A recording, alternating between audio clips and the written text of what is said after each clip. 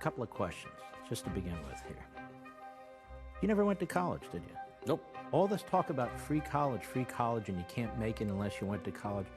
How far in high school did you go? Finished the ninth grade. Ninth grade. L'un des principaux attraits de Pawn Stars était la présence d'une équipe tournante d'experts et d'invités, apportant une touche d'authenticité aux affirmations de l'émission. Parmi ces experts, Rebecca Romney, spécialiste des livres rares, s'est démarquée par sa perspicacité et sa présence captivante, qui a rapidement séduit les fans. Mais après plusieurs saisons et de nombreuses apparitions, elle a soudainement disparu de la série, laissant de nombreux fans perplexes, ce qui a suscité des interrogations sur son sort. De nombreuses théories ont surgi sur les raisons de son départ, mais était-ce sa décision ou y avait-il autre chose derrière la caméra? Découvrons la vérité sur la mystérieuse disparition de Rebecca Romney de Pawn Stars et explorons avec nous ses activités depuis son départ. Lorsque History Channel a lancé l'émission Pawn Stars en 2009, elle a attiré des millions de fans qui ont apprécié chaque épisode de ce commerce de prêt sur gage devenu l'une des émissions les plus populaires de la télévision. Si les fans ont une idée des origines de la famille Harrison, propriétaire de la boutique et actrice majeure de l'émission, ils disposaient de très peu d'informations sur leurs experts invités. Et ce n'était pas vraiment un problème, jusqu'à ce que certains de ces experts invités réussissent à laisser une impression durable. Parmi eux, Rebecca Romney. Le public s'est rapidement attaché à elle après qu'elle ait mis à profit, à plusieurs reprises, sa connaissance des livres rares et anciens pour sauver la mise, tant pour les employés que pour la boutique elle-même et ses clients. Il n'a pas fallu longtemps avant que les fans ne souhaitent en savoir plus sur leur guest star préféré. Après quelques recherches, on a appris que Rebecca était née et avait grandi dans la région de Las Vegas. Bien qu'elle ait toujours été passionnée de littérature, son premier emploi fut celui de monitrice de natation. De son propre aveu, elle s'est lancée dans le commerce des livres rares par pur hasard. Au lycée, elle a commencé à étudier le français et le japonais. Plus tard, à l'université, elle a ajouté le grec ancien et le latin à son répertoire de langues. Elle est titulaire d'un diplôme en études classiques et en linguistique. Malgré ce solide parcours universitaire, celui-ci n'était pas directement lié au monde des livres rares. Son parcours dans le secteur des livres rares a débuté au milieu des années 2000, lorsqu'elle a commencé à travailler pour Bowman Rare Books à Las Vegas. L'entreprise venait d'ouvrir un nouveau local, lui donnant accès à une grande variété de livres rares, de manuscrits et de documents historiques. De telles opportunités auraient été difficiles à trouver ailleurs. Rebecca a confié lors d'une session Kanda le véritable soutien de mon travail. C'est l'entreprise pour laquelle je travaille, Bowman Rare Books. Ils existent depuis des décennies et sont basés à Philadelphie et à New York. Notre équipe se consacre à temps plein à l'achat de livres. Je gère la galerie de Las Vegas et c'est mon vrai métier, vendre des livres rares. Je ne fais pas de conseil externe. La gestion de la boutique me tient suffisamment occupé. En quelques années seulement, Rebecca a été promue directrice de la galerie. Lorsque les producteurs de Pawn Stars l'ont contactée, elle était déjà bien installée dans son rôle. Rebecca est entrée dans l'histoire en devenant l'une des rares expertes de la série. Son approche calme et intelligente, son sens aigu du détail et sa profonde connaissance de la littérature lui ont permis de se démarquer, non seulement des autres experts, mais aussi des acteurs principaux. Bien que son nom complet soit Rebecca Angeline Engid, elle garde une vie privée très privée. Elle parle rarement de sa famille ou de son lieu de résidence actuel. Pourtant, sa carrière parle d'elle-même. Son parcours a peut-être débuté par un diplôme sans rapport avec la librairie et un premier contact accidentel avec les livres rares, mais son dévouement l'a poussée à aller de l'avant. Pour approfondir ses connaissances, Rebecca a même suivi une formation en livres rares, ce qui lui a permis de passer de vendeuse à directrice de galerie, puis à directrice principale chez Bowman Rare Books, le tout en un temps record. Son expertise unique et sa présence sur Pawn Stars l'ont rendue inoubliable. Contrairement à d'autres experts récurrents, elle apportait quelque chose de différent, tant par son apparence que par sa spécialisation. C'est pourquoi les fans se demandent encore ce qui lui est arrivé et où elle est aujourd'hui. Rebecca est apparue pour la première fois à la télévision lors de la 4e saison de Pawn Stars, diffusée au début des années 2010. Dès lors, elle devint l'une des expertes invitées les plus fréquentes de l'émission. Ses interventions marquèrent durablement les téléspectateurs, jusqu'à son dernier épisode au milieu des années 2010. Mais son rôle allait au-delà de la simple évaluation des vieux livres apportés à la boutique. Pour comprendre son intégration à Pawn Stars, il faut se pencher sur le fonctionnement initial de l'émission. Tournée à Las Vegas, l'émission suivait des personnes réelles apportant des objets rares ou insolites aux prêteurs sur gage en or et en argent pour évaluation ou vente. Les bijoux restaient l'objet le plus fréquemment apporté, mais l'émission a gagné en popularité grâce à son intérêt pour les objets historiques uniques. Chaque épisode comportait souvent des informations sur ces objets, généralement expliquées par Rick ou son père. Mais il arrivait que Rick et son équipe ne parviennent pas à évaluer un objet avec certitude. Dans ce cas, il faisait appel à des experts extérieurs pour évaluer son authenticité et sa valeur. Cette approche a donné plus de crédibilité à l'émission et a donné à l'atelier une allure plus professionnelle. Elle a également permis aux téléspectateurs de se fier au processus qu'ils voyaient à l'écran. Les experts prenaient même en compte les coûts de réparation lors de leurs estimations finales. C'est là qu'intervient Rebecca. Malgré la présence de nombreux experts invités, Rebecca se démarque. Elle n'était pas seulement experte. Elle avait également une présence à l'écran qui s'accordait parfaitement avec le format de la série. Si son rôle a si bien fonctionné, c'est en partie parce qu'elle entretenait déjà un lien personnel avec Rick Harrison. Ils se connaissaient avant même qu'elle ne passe devant la caméra. Oui, avant même que la série ne devienne un succès, ces deux-là se connaissaient déjà. Et après, ça n'a fait que les rapprocher. Elle a expliqué. En fait, nous sommes amis. On a eu des rendez-vous à deux, etc. Mais ça s'est produit après qu'on ait passé du temps ensemble pendant le tournage de l'émission. Elle a ajouté, il m'arrive de faire du consulting en coulisses pour Rick. Mais la plupart du temps, je viens pour un tournage qui peut avoir lieu 3 fois par semaine ou 1 fois par mois. Cela dépend du moment où ils trouvent un livre avec lequel ils veulent vraiment tourner. Et lorsqu'un tel livre est apporté, elle est informée de son contenu avant le début du tournage. Mais souvent, elle ne découvre l'objet qu'une fois sur le plateau, lorsque la caméra s'allume. Ses réactions et évaluations à l'écran étaient donc généralement très réalistes, ce qui ajoutait à l'authenticité appréciée des fans. Mais dans le monde imprévisible du show business, il arrive que l'objet ne soit même pas celui qu'on lui avait annoncé. Pour faire face à une telle situation, Rebecca a déclaré « Pour moi, il existe des millions de livres. Je ne connais pas toutes les informations complexes de chaque ouvrage imaginable, même si j'en connais une bonne quantité.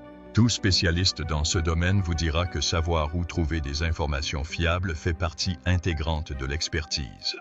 Il est donc impératif que je sache quelque chose avant d'y aller, même si Romney ne travaille pas pour l'émission. En tant qu'experte invitée, elle est convoquée à l'avance. Selon elle, elle dirige une galerie à plein temps et ne peut pas tout laisser tomber pour y aller n'importe quand. Elle a également révélé qu'elle conseillait parfois Rick en coulisses. Cependant, la plupart du temps, ses apparitions se limitaient aux épisodes. Le parcours de Rebecca dans Pawn Stars n'était pas fortuit. Il s'appuyait sur une expertise concrète, de solides relations professionnelles et une adéquation naturelle avec la télévision. Sa présence a ajouté de la crédibilité et de la profondeur à l'émission, faisant d'elle l'une des expertes les plus mémorables de sa longue histoire. Rebecca a apporté à Pawn Stars une connaissance approfondie et une perspicacité remarquable, notamment en matière de livres, documents et manuscrits rares. Son expertise unique a apporté une touche particulière à l'émission, contribuant ainsi grandement à son attrait. Au cours de ses nombreuses années au sein de la série, Rebecca s'est fait connaître pour son talent à évaluer les livres rares et précieux, notamment ceux créés entre le 15e et le 20e siècle. Ses analyses minutieuses et éclairées ont montré qu'elle savait vraiment de quoi elle parlait. Cependant, la télé-réalité pouvant parfois sembler scénarisée, de nombreux fans se sont demandé si ses apparitions dans l'émission étaient réelles ou mises en scène. C'était à un moment où l'émission était confrontée à une énorme controverse qui menaçait sa continuité. Il y a eu des allégations selon lesquelles la série aurait été entièrement mise en scène. Un fan, choisi comme figurant, a un jour rapporté que le tournage de son rôle avait pris près d'1 heure, et il a affirmé qu'ils avaient rediffusé plusieurs scènes. Selon ses propres termes, ils ont fait appel à ce sympathique acteur du musée pour valider la pièce. Ça ne semblait pas vraiment écrit, mais ils ont quand même refilmé quelques négociations. La fille avec l'objet a finalement décidé de ne pas le vendre. Elle n'est pas venue comme ça ce jour-là, mais en même temps, personne ne semblait avoir de scénario. De toute évidence, ce fan a confirmé que l'émission n'était pas une mise en scène, contrairement à ce que certains prétendaient. Son rapport précisait également que, parfois, lorsque les producteurs repèrent une émission digne d'être diffusée, Il demande aux vendeurs de revenir à une autre heure, car le tournage nécessite une certaine planification.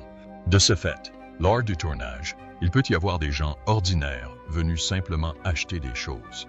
Ces personnes ont peur, car elles apparaissent probablement devant la caméra pour la première fois et peuvent montrer des signes de nervosité. Travailler avec cela pourrait nécessiter plusieurs prises pour obtenir le résultat souhaité. D'ailleurs, les producteurs ont coupé des éléments de l'émission parce que le vendeur n'arrivait pas à les assembler à la caméra, mais cela n'arrive pas souvent.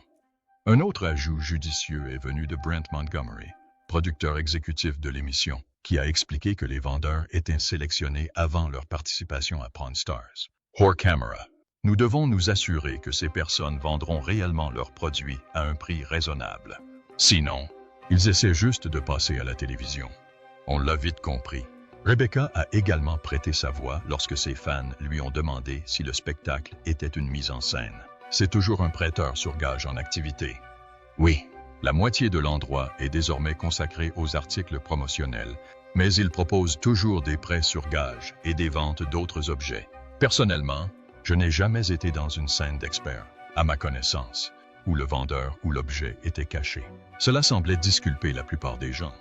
En plus de tout cela, l'émission a apporté une immense notoriété à ses acteurs, les transformant en stars de télé-réalité, en plus des récompenses financières qu'ils recevaient. Malheureusement pour les acteurs de Pawn Stars, des tragédies ont eu lieu ici et là. L'un des chouchous des fans, Chumley, ami et collègue de Corey Harrison, a apporté son humour et sa personnalité captivante à l'émission, la rendant encore plus agréable à regarder. Mais il s'est rapidement retrouvé confronté à de graves problèmes judiciaires, accusé d'agression sexuelle. Lors d'une perquisition à son domicile liée à cette affaire, on a découvert de la drogue et une arme à feu. Il a été arrêté et accusé de 19 chefs d'accusation liés à la drogue et d'un chef d'accusation de port d'armes. Sa caution a été fixée à plus de 60 $. Mais quelques mois après son arrestation, la star de Pawn Stars a conclu un accord de plaidoyer avec le parquet. Cet accord lui a évité la prison, et la procédure a été facilitée par l'absence de preuves pour l'accusation d'agression sexuelle portée contre lui, malgré une enquête approfondie. 2 ans plus tard, et 10 ans après le début de Pawn Stars, Richard, un homme âgé, est décédé tragiquement à 77 ans après avoir souffert de la maladie de Parkinson pendant un certain temps. 5 ans après la mort de son grand-père, Corey Harrison a eu des ennuis avec la justice. Il a été arrêté pour conduite en état d'ivresse aux premières heures du 8 septembre 2023, après que son camion Ford a dévié de la voie de droite pour s'engager sur la piste cyclable. Après son interpellation, les autorités ont constaté que Corey avait les yeux injectés de sang, larmoyant ses tombants, et sentait l'alcool. Un test de sobriété a été effectué sur le terrain et a révélé un résultat positif. Mais tout cela ne semblait rien lorsque Rick dut faire face à une seconde tragédie après la perte du frère de Corey, Adam Harrison. Selon un rapport de police, Adam Harrison fut retrouvé mort dans une maison d'hôte à la mi-janvier 2024. Le rapport indiquait que personne n'avait vu Adam depuis quelques jours, ce qui obligea le propriétaire à aller inspecter la maison d'hôte d'Adam, où il fut trouvé inconscient. Tous ces événements malheureux ont inquiété les fans pour les autres membres de Pawn Stars, dont Rebecca, qui était devenue moins présente dans la série. Sa dernière apparition remonte à un épisode intitulé Field Trip, diffusé lors de la 9e saison en 2014. Elle a ensuite disparu de la série sans prévenir. Naturellement, cela a suscité de nombreuses questions parmi les fans, d'autant plus qu'elle était l'une des expertes les plus populaires.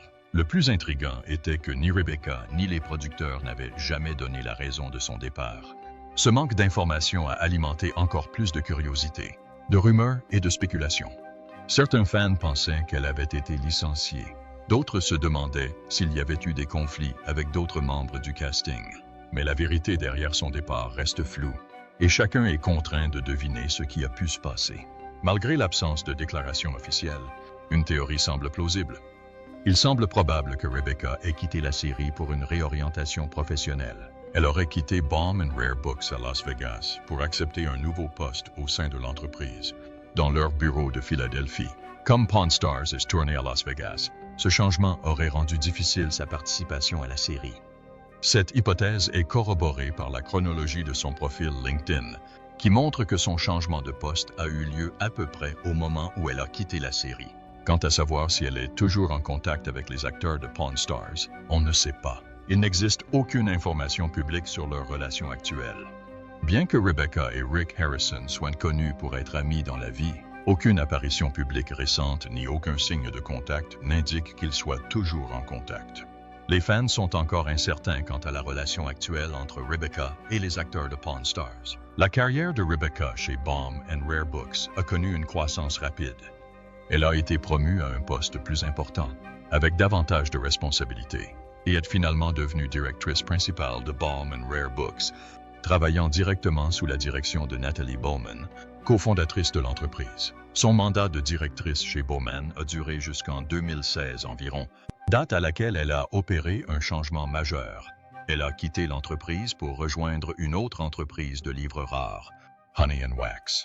Fin 2018, elle a publié un article en ligne dans lequel elle partageait certains de ses livres préférés vendus par Honey & Wax. Parmi eux, une édition française d'Edgar Allan Poe et un magazine intitulé Black Orpheus. Si sa décision de quitter Bowman a été une décision importante, les raisons exactes de cette décision restent floues.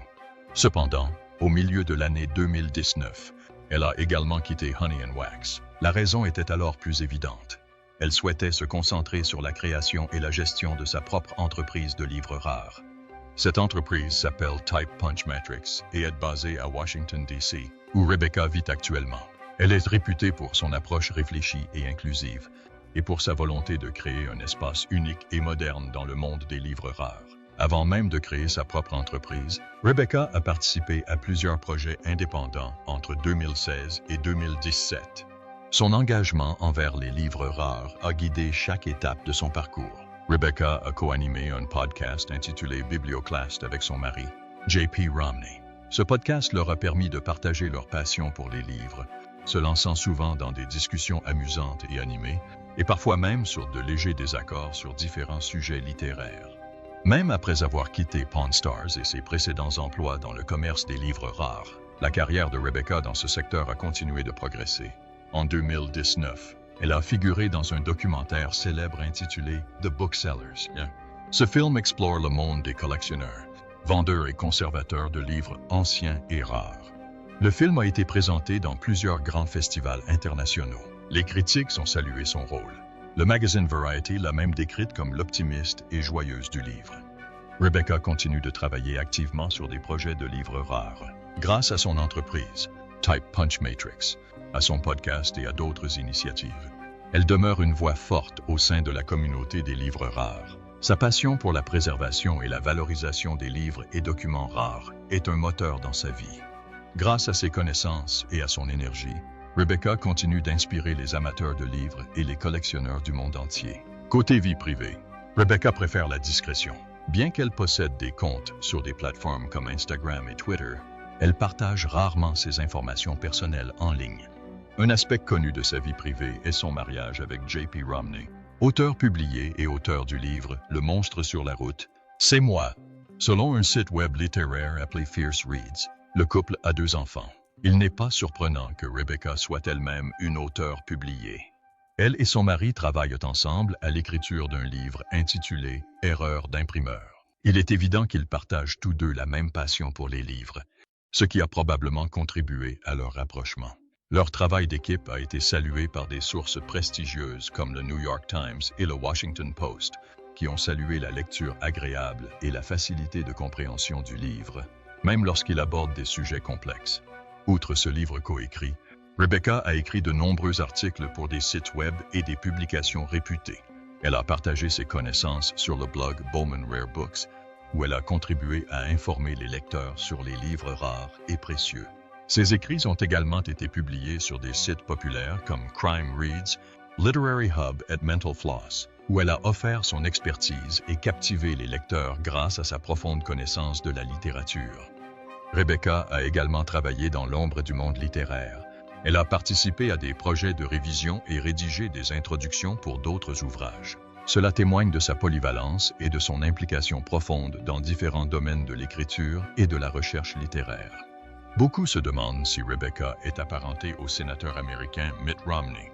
La réponse est oui, mais uniquement par mariage. Le mari de Rebecca, J.P. Romney, fait partie de la famille politique Romney. Cependant, contrairement aux autres membres de sa famille, JP a choisi une voie différente et n'est pas entré en politique. Mais les talents de Rebecca vont bien au-delà des livres et de l'écriture. Elle possède également une capacité impressionnante à parler et comprendre plusieurs langues. Elle parle couramment le français, le latin, le grec et le japonais. De plus, elle apprend actuellement le vieil anglais, une langue réputée très difficile. Ses compétences linguistiques l'aident dans son travail en lui permettant de lire des livres rares et anciens dans leur langue d'origine plutôt que de se fier à des traductions. Cela lui permet de comprendre les livres et leur signification de manière plus approfondie et plus précise. Si vous êtes un passionné de lecture comme Rebecca, vous vous demandez peut-être quel genre de livre elle aime lire. Rebecca a des centres d'intérêt très variés. Elle apprécie les romans d'amour, la science-fiction et la fantasy. Rebecca est récemment apparue sur la chaîne YouTube de l'University Case Western Reserve. Lors de cette apparition, elle a parlé de livres rares et a partagé des anecdotes intéressantes sur les mythes liés aux œuvres littéraires anciennes. Quant à sa vie actuelle, Rebecca semble explorer de nouvelles voies puisqu'elle vit désormais à Philadelphie. Bien que de nombreux fans rêvent de son retour dans la série, rien n'indique que cela soit pour bientôt. Cependant, si vous souhaitez continuer à profiter de sa connaissance approfondie des livres rares, voici une bonne nouvelle. Rebecca donne régulièrement des conférences dans les universités et participe à différents podcasts. Grâce à ces événements publics et enregistrements, elle continue de partager sa passion pour les livres rares avec un public plus large. Vous pouvez également suivre Rebecca sur les réseaux sociaux comme Twitter, Instagram et Facebook. Sur ces sites, elle partage parfois des nouvelles de son travail, de ses activités professionnelles et de ses livres préférés. Cela permet à ses fans de rester connectés et de continuer à apprendre d'elle.